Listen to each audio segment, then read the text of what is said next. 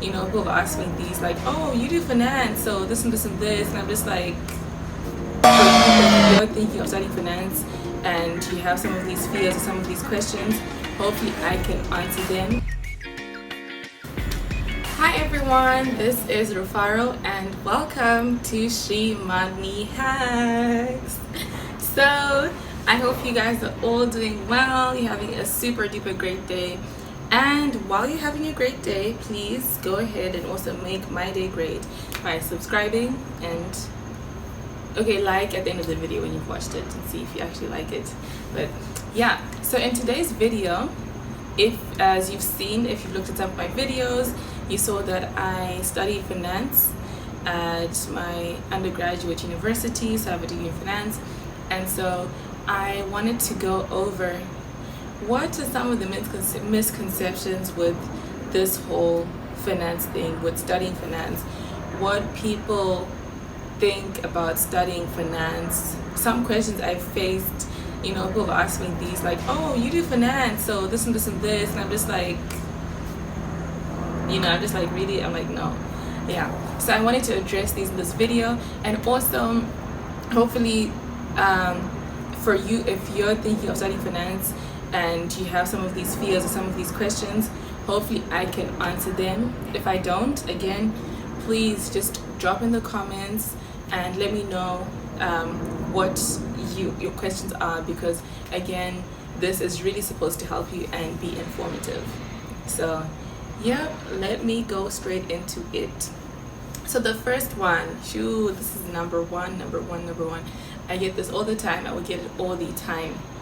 In order to study finance, you have to be super duper duper good at maths. That is not true. You don't have to be a straight A math student in order for you to do finance at college, to do finance in university. That's not true. I am not a straight A math student. I was never at the top of the class for maths. I never got 100% or 98% for maths all the time. No, I was not there. Because although yes, you do have to understand that you're going to do some things, you're going to do some statistics, you have to do some calculus in university, but it's really not that much to be like, oh my gosh, you have to be really really really good. Like, when you're asked what is 1,606 times 3,402, like, and your answers like this, you don't have to be like that, because I'm certainly not like that. I'm really not, and I was able to do it. So that's the first one. You don't have to be really good at maths, but you do have to be willing to put in the hours into things that you're not good at. So and those are things I think you would see as you're going on in university. It's like you have to put in the hours for anything, whether things you're good at or things you're not good at. That's just university. You're going to have to study, right? You understand that? And there are people who've done it before me, there are people who are going to continue doing it after you, after me, and it's going to continue like that. So you do not have to be an expert in maths. You do not have to have those genes in your family where your father was a straight A math student, your mother a straight math student, now it doesn't have to be like that. The second thing is, oh, you take finance, that means you take so many accounting classes and you love accounting and you're good at accounting. That is not true. You do not have to be... Okay, let me rephrase this. When, yes, you take finance, you take accounting courses, but you don't take as many as accounting courses as someone studying accounting. That's just it. So I took some accounting courses. Of course, I took accounting 101, 102. I think it's management accounting. What's the other one? I'm sorry, my accounting professor, I forgot. But yeah, those are some of the accounting classes I took.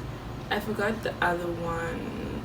But basically, those are the accounting courses I took to really get an understanding of your credits, your debits, understanding financial statements, because you need to understand these things if you're going to get into working in finance and you're doing these models. You need to understand you need to understand a balance sheet, you need to understand a cash flow statement, you need to understand all these things.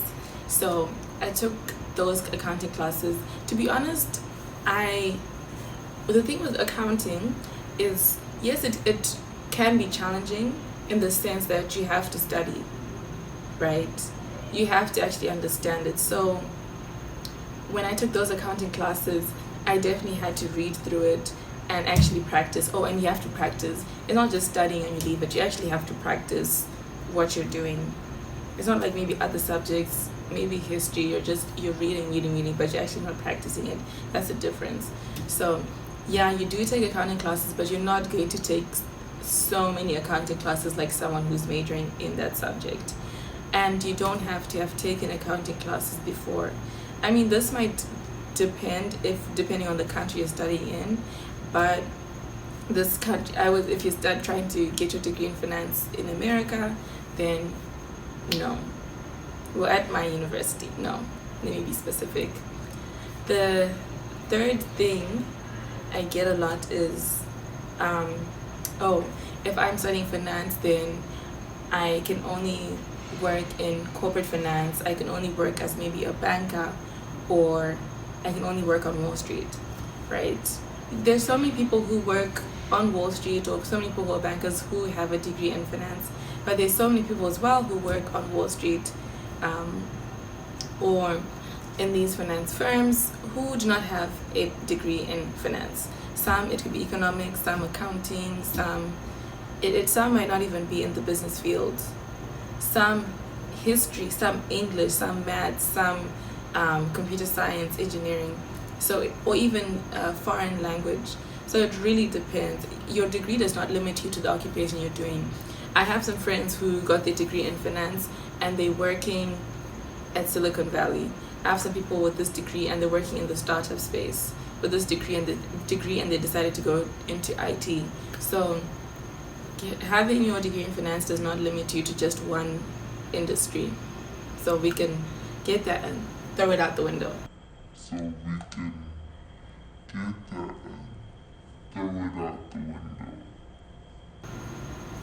Then the fourth thing I get is, oh my gosh, you're studying finance, you must be so smart. Like, I'm really not super smart. I'm just an average person, like someone who's studying whatever subject they're studying. I think to do finance, it's just like with any subject, you do have to study. And in studying, you have to understand what you're actually studying. And what I like about finance is what you're learning, you can actually read it in the paper. You can, look at it on the internet. You can follow the markets and understand what you're doing. You can watch YouTube and see how this is being explained. It's easier to understand because these are things that you could actually do. That's for me. I guess the same would be for someone doing biology. It would be easy for them because when they then go into the lab, they're then experimenting on what they've been learning. So it's the same thing. But no, I'm certainly not the smartest person. I'm certainly not super smart because I did finance at all. I think anyone can study whatever they're studying because they love it, because they're willing to put in the work, and because they're willing to put in the hours. And again, what is smart? Or what's being intelligent? Because I think we all smart in our own areas, right? So yeah, but I hope this kind of breaks some of those misconceptions. It throws them out the window for good. And yeah, if there's something you heard or a misconception that you still, you've just heard, or if you have a question about actually studying finance or who qualifies to study finance, drop it in the comment section. I will be sure to go over it, and I hope you guys enjoyed this video. So yeah, now you made it to the end. See if you want to like, if you want to subscribe, if you want to comment, and if you want to join this journey with me.